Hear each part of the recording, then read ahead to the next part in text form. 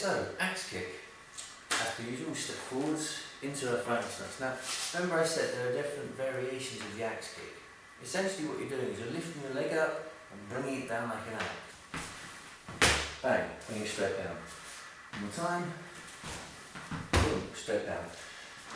Thing is though, if I come in and I bring it, my opponent's here, I come in, I bring it, I'm going to hit him going up. So I need to come around to the sides. This brings me on to the other variations. So, I'm a little closer to my opponent, I skip in, for example, I need to bring it up and down there.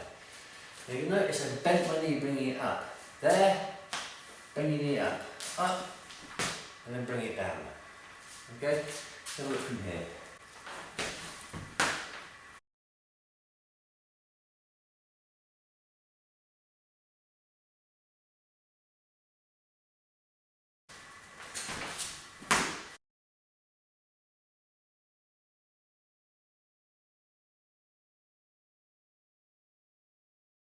You bring it up, straighten your leg, you bring it down straight.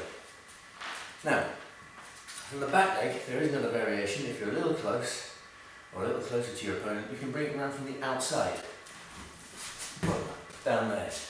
So that way you bring it up, over their shoulder, and down on top of the head.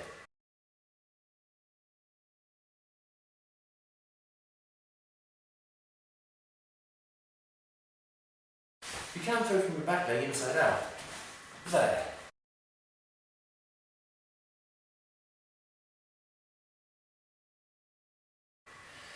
Now one thing you need to remember with the axe kick, if you land on somebody's shoulder, you could possibly break a collarbone, but it's a lot more likely that you're just going to have your foot stuck on somebody's shoulder and you'll be in a very disadvantageous position because you'll be standing on one leg with the other leg right up here in the air.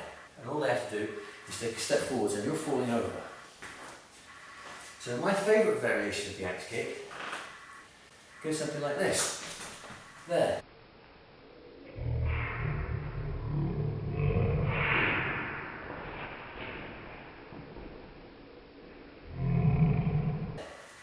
Now that might look a bit like a downwards hook kick.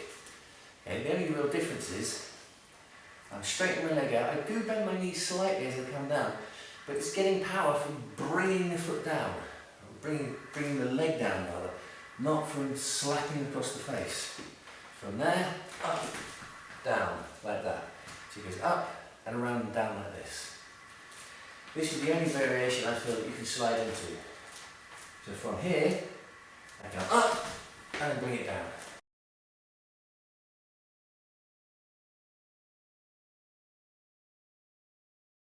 Up and down.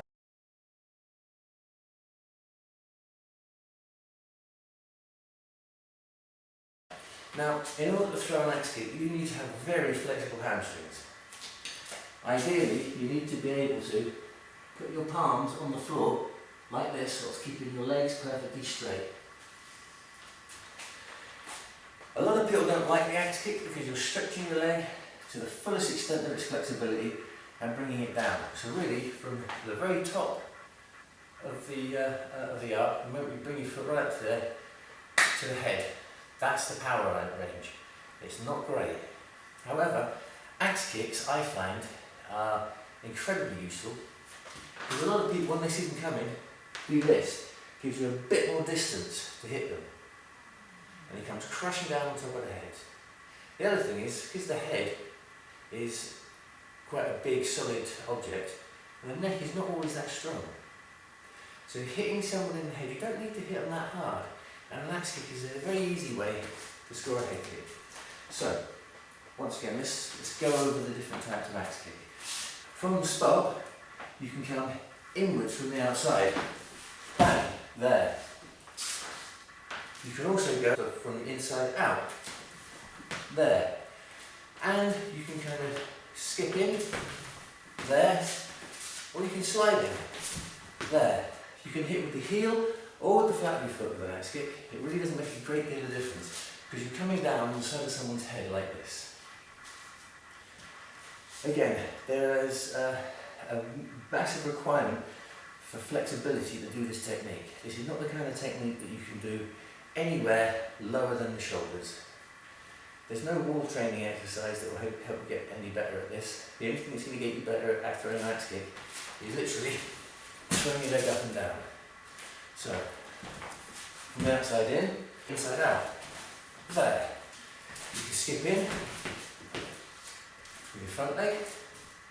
You can slide in with your front leg. You can throw the front leg on its own. There.